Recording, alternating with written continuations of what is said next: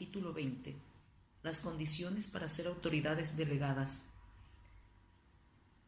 En Efesios capítulo 5, versículos 22, 25, 28 y 33 dice: Las casadas estén sujetas a sus propios maridos como al Señor. Maridos, amad a vuestras mujeres, así como Cristo amó a la iglesia y se entregó a sí mismo por ella. Así también los maridos deben amar a sus mujeres como a sus mismos cuerpos. El que ama a su mujer, a sí mismo se ama. Por lo demás, cada uno de vosotros ame también a su mujer como a sí mismo, y la mujer respete a su marido. En Efesios capítulo 6, versículos 1, 4 y 9 dice: Hijos, obedeced en el Señor a vuestros padres, porque esto es justo. Y vosotros, padres, no provoquéis a ira a vuestros hijos, sino criadlos en disciplina y amonestación del Señor. Y vosotros, amos, haced con ellos lo mismo, dejando las amenazas, sabiendo que el Señor de ellos y vuestro está en los cielos, y que para él no hay acepción de personas. En el Salmo 82, versículos 1 y 2 dice: Dios está en la reunión de los dioses, en medio de los dioses juzga. ¿Hasta cuándo juzgaréis injustamente y aceptaréis las personas de los impíos?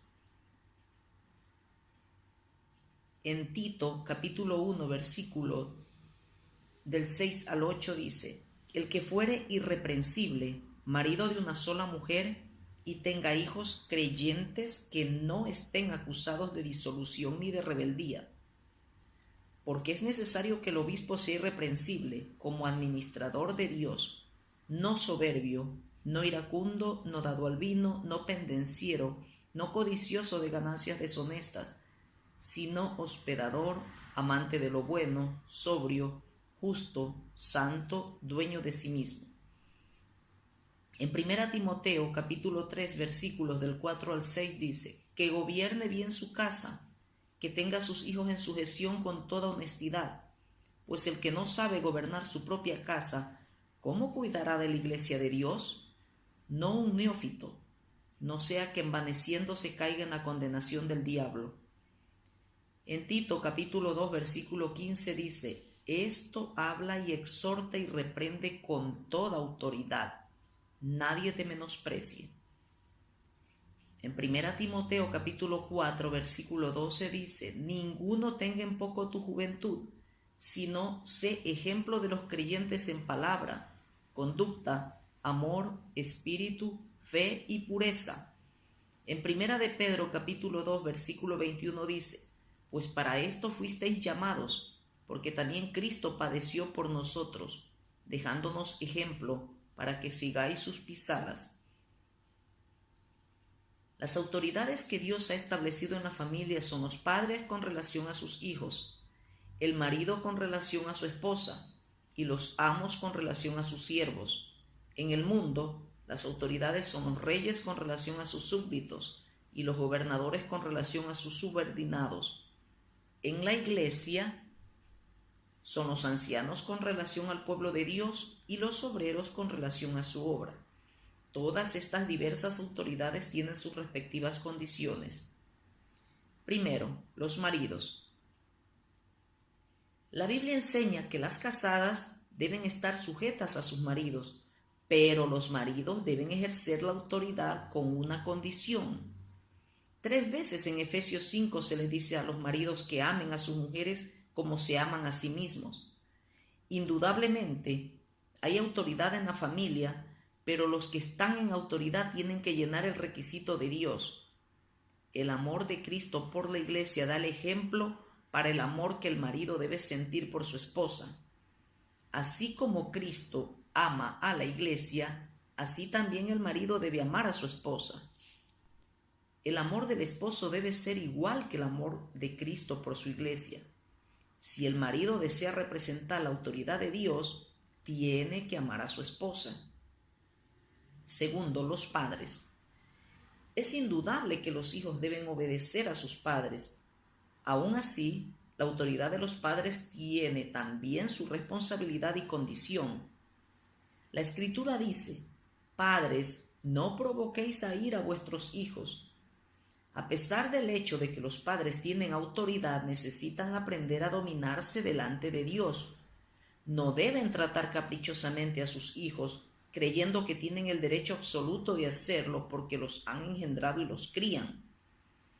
Aun cuando Dios nos creó, jamás nos ha tratado mal.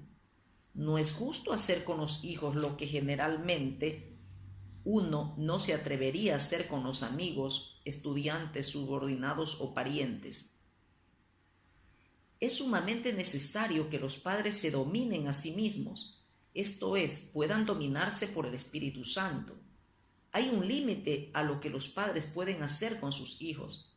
El objeto de toda la autoridad que los padres tienen sobre sus hijos es instruir, criar a sus hijos en disciplina y amonestación del Señor.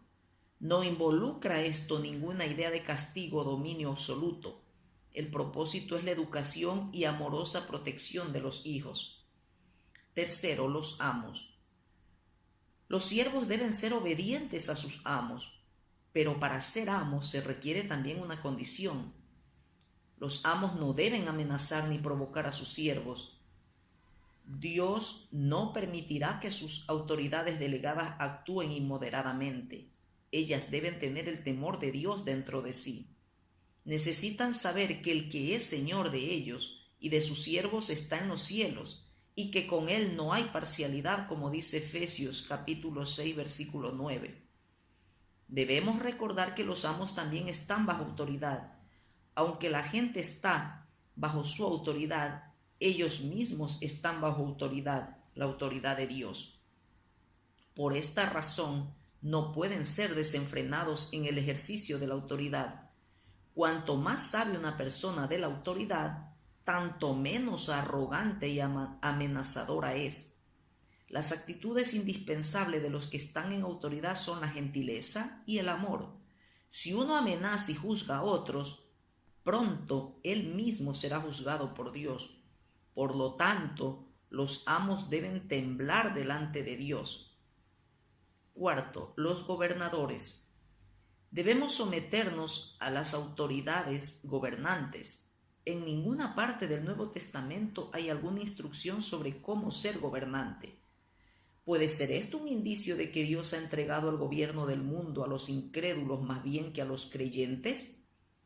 Según el Nuevo Testamento, parece que Dios no tiene la intención de que los creyentes de esta era gobiernen sobre la tierra. No obstante, el Antiguo Testamento sí nos describe las condiciones de los gobernadores. Los requisitos básicos de las autoridades gobernantes son la rectitud, la imparcialidad, la justicia y el cuidado de los pobres. Estos son los principios que deben respetar los gobernantes. No son para apoyarse a sí mismos, sino para mantener la justicia absoluta. Quinto, los ancianos. Los ancianos son las autoridades de la asamblea local. Los hermanos deben aprender a someterse a los ancianos. Una cualidad esencial de los ancianos, según se la enumera en Tito 1, es el dominio de sí mismo. Los incontrolados jamás podrán hacer cumplir la ley, ni podrán los rebeldes traer la sumisión. Los ancianos deben tener un estricto dominio de sí mismos. Cuán prevalente entre los hombres es el fenómeno de la falta de moderación. En consecuencia, al nombrar ancianos hay que elegir a los que sean especialmente disciplinados. Puesto que los ancianos son establecidos para cuidar de la iglesia, ellos mismos deben ser los primeros en saber obedecer y estar bajo control para poder ser ejemplos a todos los demás. Dios nunca constituye anciano a nadie que gusta de ponerse en el primer lugar, tal como Diótrefes en 3 de Juan, versículo 9. Siendo la máxima autoridad de la asamblea local, los ancianos deben ser personas que tienen dominio de sí mismas. En 1 Timoteo 3 y 4 se menciona otra cualidad esencial de un anciano.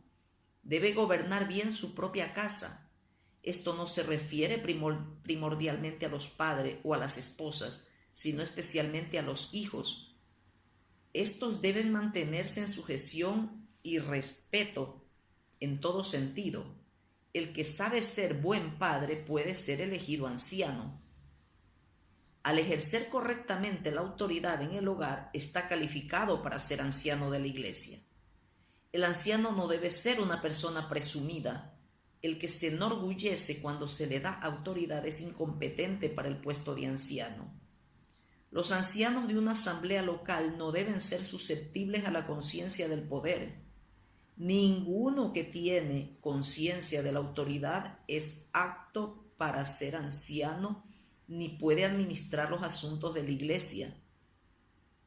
Solo la gente insignificante es orgullosa. No puede soportar la gloria de Dios ni que Él confíe en ellos y los use. Por lo tanto, no se debe elegir como anciano una persona recién convertida, no sea que se envanezca y caiga en la condenación del diablo. El significado griego de un neófito se ilustra por un aprendiz de carpintero que maneje el hacha por primera vez. Sexto, los obreros. En Tito, capítulo 2, versículo 15, se especifica la condición de los obreros como autoridades delegadas en la obra. Tito no era un anciano de la iglesia, sino servía al Señor como apóstol. Pablo lo exhortó escribiéndole: esto habla y exhorta y reprende con toda autoridad. Nadie te menosprecie.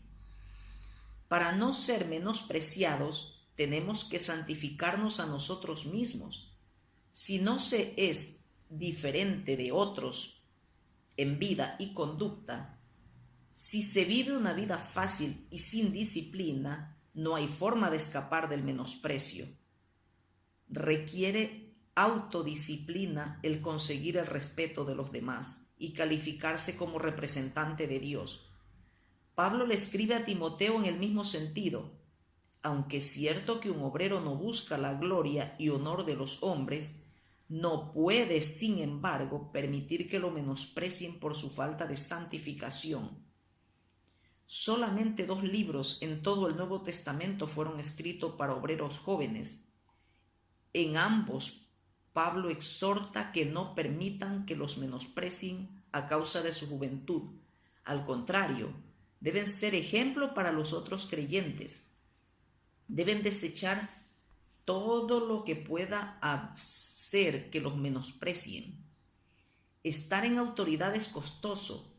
Los tales necesitan santificarse, esto es, separarse de los demás y estar dispuestos a llevar una vida solitaria. Los que son ejemplos difieren de los demás en haberse santificado a sí mismos. Ahora bien, nadie debe exaltarse a sí mismo, pero tampoco debe permitir que lo menosprecien. Nunca seamos presumidos, pero tampoco jamás permitamos que nos pasen por alto. En cuanto nos volvemos demasiado comunes, somos excluidos de la obra. Se termina nuestra utilidad y se pierde nuestra autoridad. Es sumamente importante que se mantenga la autoridad de Dios. La autoridad se manifiesta en la santificación o separación, no en lo común. Representar la autoridad es representar a Dios. Estar en autoridad es ser ejemplo de todos.